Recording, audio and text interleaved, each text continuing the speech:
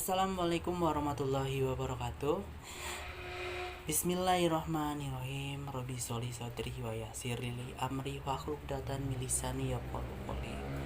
Sebelumnya, apa kabar teman-teman mahasiswa di rumah? Semoga teman-teman mahasiswa di rumah tentunya selalu dalam keadaan baik, selalu dalam lindungan Allah Subhanahu wa taala.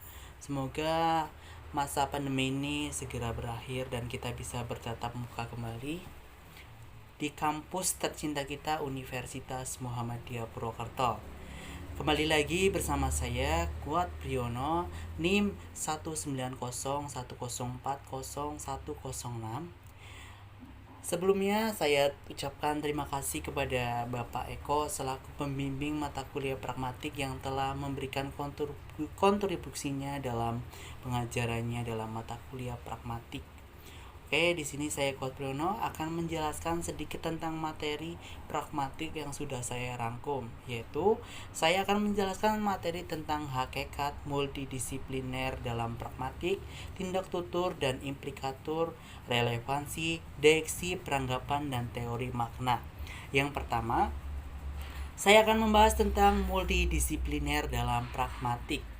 Pragmatik sendiri merupakan sebuah kajian yang tidak hanya mencangkup satu ilmu disipliner.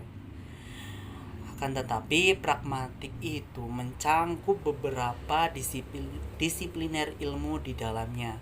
Jika pada kenyataannya pragmatik merupakan kajian multidisipliner, dalam memahami hal tersebut sudah barang tentu berpegang teguh pada konteks. Lalu apa konteks dalam pragmatik ini? Konteks di sini juga memiliki lingkup yang luas. Dapat diartikan sebagai informasi. Jadi konteks di sini itu bisa diartikan sebagai salah satu informasi, baik berupa informasi lisan, tulisan, dan teknologi. Tentunya penyampaian pesan tersebut yang harus disesuaikan dengan konteks agar selaras dengan apa yang akan disampaikan. Bentukan kata tersebut berupa verb dan non-verb. Verb dalam pesan ini bisa berupa verb transitif dan verb tak transitif. Sedangkan bentuk verb terkait dengan ujaran yang bukan berupa kata-kata bisa berupa isyarat, bahasa tubuh, ekspresi wajah, dan kontak mata. Pada kenyataannya, bentuk kata yang sering digunakan dalam kehidupan sehari-hari dalam penyampaian pesan yaitu berupa verb transitif. Hal ini menambahkan bahwa bentuk pesan yang berupa informasi melalui bahasa dapat dijadikan pemaparan ragam bahasa. Mengenai pemahaman konteks pragmatik yang berkaitan dengan pesan, hal ini sangat erat kaitannya dengan identitas. Tidak hanya dengan identitas individu, namun juga terkait dengan identitas sosial dan budaya. Penunjuk identitas individu dapat dilihat dalam penggunaan nama sebagai label seseorang.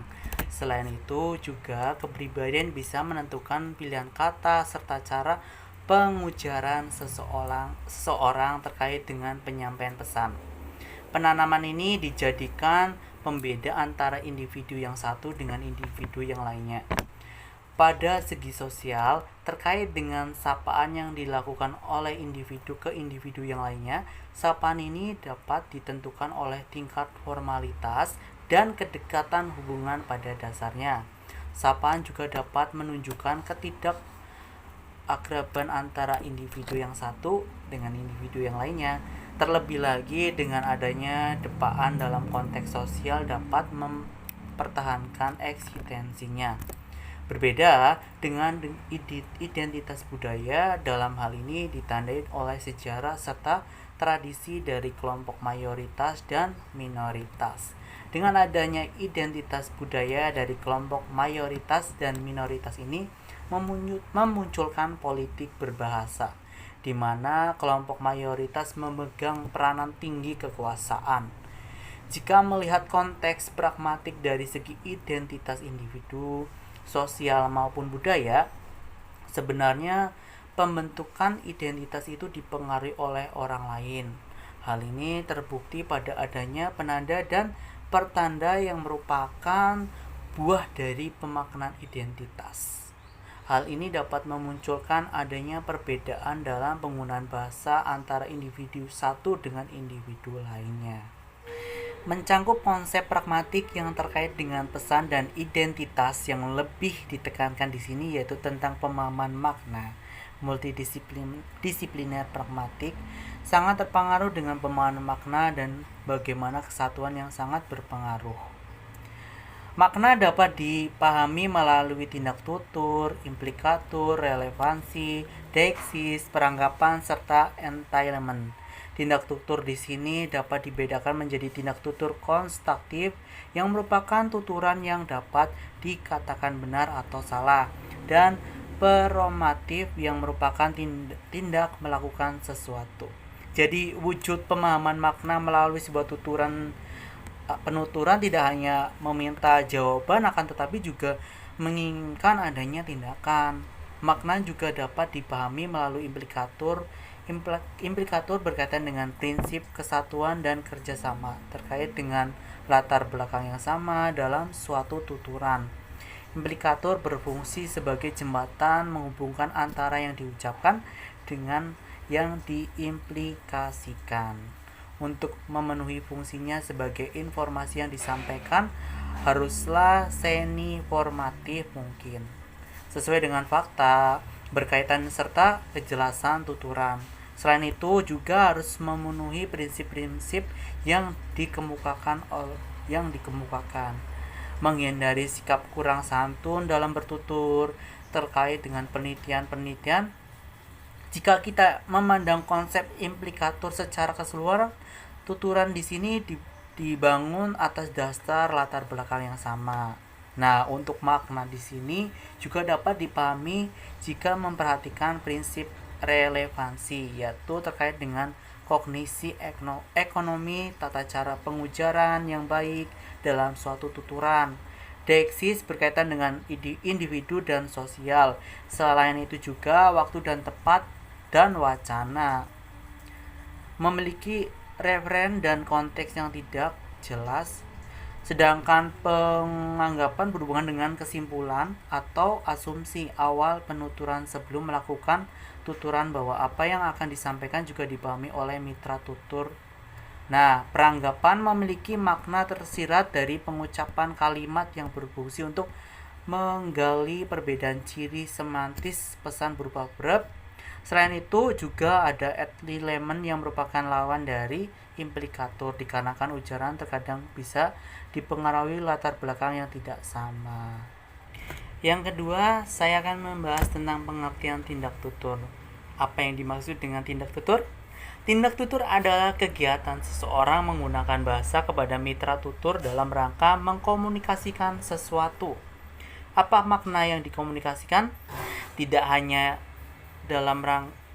dapat dipahami berdasarkan penggunaan bahasa dalam bertutur, tetapi juga ditentukan oleh aspek-aspek komunikasi secara komprehensif, termasuk aspek-aspek situasional komunikasi.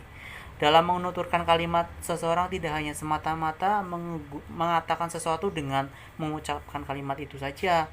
Ketika ia menuturkan kalimat, berarti ia memindahkan sesuatu dengan mengucapkan. Contoh nih, mau makan apa? Si penutur ini tidak semata-mata menanyakan atau jawaban tertentu. Ia juga memindahkan sesuatu, yakni menawarkan makan siang. Misal lagi nih, seorang ibu berkata kepada anak perempuannya yang dikunjungi oleh pacarnya, "Sudah pukul 9. Ibu tadi tidak semata-mata memberitahukan tentang keadaan yang berkaitan dengan waktu, tetapi juga memindahkan sesuatu, yakni memerintahkan mitra tutur atau orang lain, misalnya anaknya, agar pacarnya cepat pulang. Jenis tindak tutur apa aja sih? Ada berapa sih jenis-jenis tindak tutur? Tindak tutur atau tindak ujaran atau yang dalam bahasa Inggris sering kita kenal dengan speech art mempunyai kedudukan yang sangat penting dalam pragmatik karena TT adalah satuan analisisnya. Urian berikut memaparkan klarifikasi dari berbagai jenis tete menurut pendapat Austin. Nah, ada berapa?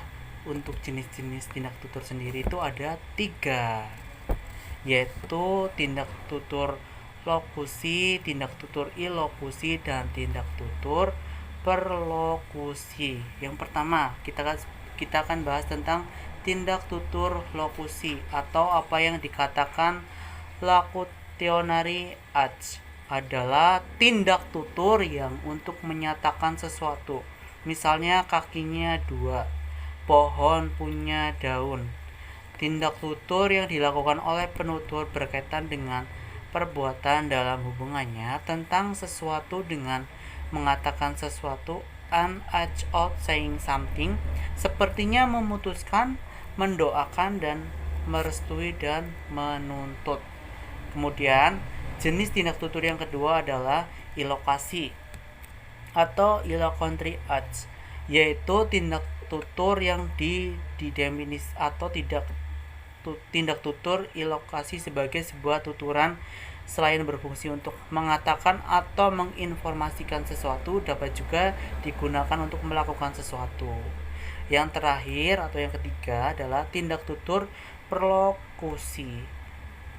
Tindak tutur perlokusi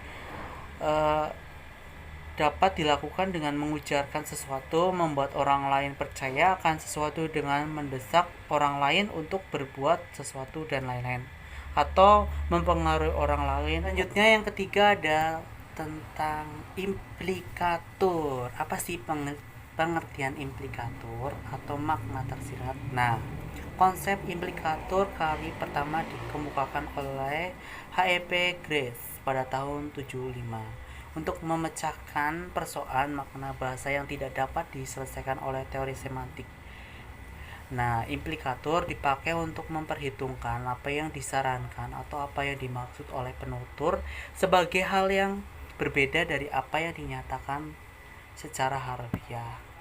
Sebagai contoh nih, kalau ada ujaran panas di sini bukan, maka secara implisit penutur menghendaki agar mesin pendingin dihidupkan atau jendela dibuka. Makna tersirat atau implicit meaning atau implikatur adalah makna atau pesan yang tersirat dalam ungkapan lisan dan atau wacana tulisan. Kata lain, implikatur adalah ungkapan secara tidak langsung, yakni makna ungkapan atau tindak tercermin dalam kosakata secara literal. Yang keempat, saya akan membahas tentang pengertian deiksis dan jenis-jenis deiksis. Nah, deiksis sendiri itu dapat diartikan hal atau fungsi menunjukkan sesuatu di luar bahasa. Kata yang mengacu kepada personan, waktu, dan tempat suatu tuturan. Dalam kegiatan berbahasa, kata-kata atau frasa-frasa yang mengacu kepada beberapa hal tersebut menunjukkan perpindahan atau berganti-ganti, tergantung pada siapa yang menjadi pembicara saat dan tempat dituturkannya kata-kata itu. Kata-kata seperti saya, dia, kamu merupakan kata-kata yang menunjukkan berganti-ganti. Nah, berikutnya ada jenis-jenis deiksis. Dalam pragmatik sendiri, deiksis dibagi menjadi 5 jenis, meliputi deiksis orang, deiksis tempat, deiksis waktu, dan deiksis wacana, serta yang terakhir ada deiksis sosial. Oke, kita akan bahas tentang jenis deiksis yang pertama, yaitu ada deiksis persona atau deiksis orang. Nah, deiksis persona merupakan dasar orientasi bagi deiksis ruang dan tempat serta waktu. Deiksis orang memakai istilah kata ganti diri, dinamakan demikian karena fungsinya yang menggantikan diri orang. Bahasa Indonesia hanya mengenal pembagian kata personal. Yang kedua ada deiksis tempat. Nah, deiksis tempat itu adalah deiksis yang menyatakan pemberian bentuk kepada tempat dipandang dari lokasi pemeran dalam peristiwa berbahasa, yang meliputi yang pertama yang dekat dengan pembicara dalam kurung di sini. Yang kedua yang jauh dari pembicara tetapi dekat dengan pendengar, berarti di situ. Yang terakhir yang jauh dari pembicara dan pendengar dalam kurung di sana. Nah, yang ketiga ada deksis waktu. Apa sih itu deksis waktu? Deksis waktu berkaitan dengan penggunaan jarak waktu dipandang dari waktu satu tuturan diproduksi oleh pembicara. Sekarang, kemarin, lusa, dan sebagainya. Yang keempat ada deksis wacana. Apa sih itu deksis wacana? Nah, deksis wacana sendiri itu yang berkaitan dengan bagian-bagian tentang dalam wacana yang telah diberikan atau yang sedang dikembangkan. Ada anfora yang pertama, berikut ini, dan sebagainya. Yang itu ada katafora tersebut, demikian, dan sebagainya. Yang terakhir atau yang kelima ada deksis sosial. Nah, deksis sosial merupakan mengungkapkan perbedaan-perbedaan kemasyarakatan yang terdapat antar partisipan yang terdapat dalam peristiwa berbahasa. Deksis ini menyebabkan adanya kesopanan berbahasa. Jadi untuk kesimpulan materi yang sudah saya sampaikan tadi, kaitannya dengan pragmatik, berarti pragmatik merupakan ilmu yang mempelajari makna satuan bahasa secara eksternal. Pragmatik merupakan suatu telaah umum mengenai bagaimana cara konteks mempengaruhi peserta tutur dalam menafsirkan kalimat atau menelaah makna dalam kaitannya dengan situasi ujaran. Dengan memahami kaidah-kaidah pragmatik baik bagi pembicara atau penutur, pendengar atau mitra tutur diharapkan dapat menggunakan bahasa dalam percakapan sehari-hari dengan harapan kalimat-kalimat yang digunakan lebih efektif, dengan kata lain dapat lebih mengenai sasaran yang diinginkan. Di samping itu, jika Anda seorang pendengar, Anda dapat lebih responsif menanggapi pembicaraan orang lain. Anda dapat memberikan arahan pembicaraan orang tersebut lebih tepat. Dengan demikian, komunikasi Anda dengan orang lain dapat berlangsung dengan wajar dan lancar. Pemahaman terhadap tindak tutur dalam pembicaraan implikatur juga sangat tergantung pada situasi dan kondisi saat tutur tersebut berlangsung. Kalau suatu ucapan mempunyai makna di balik suatu yang dikatakan, maka ucapan tersebut mempunyai implikatur. Demikian apa yang dapat saya sampaikan. Semoga bermanfaat bagi teman-teman semua. Kurang lebihnya saya mohon maaf. Wassalamualaikum warahmatullahi wabarakatuh.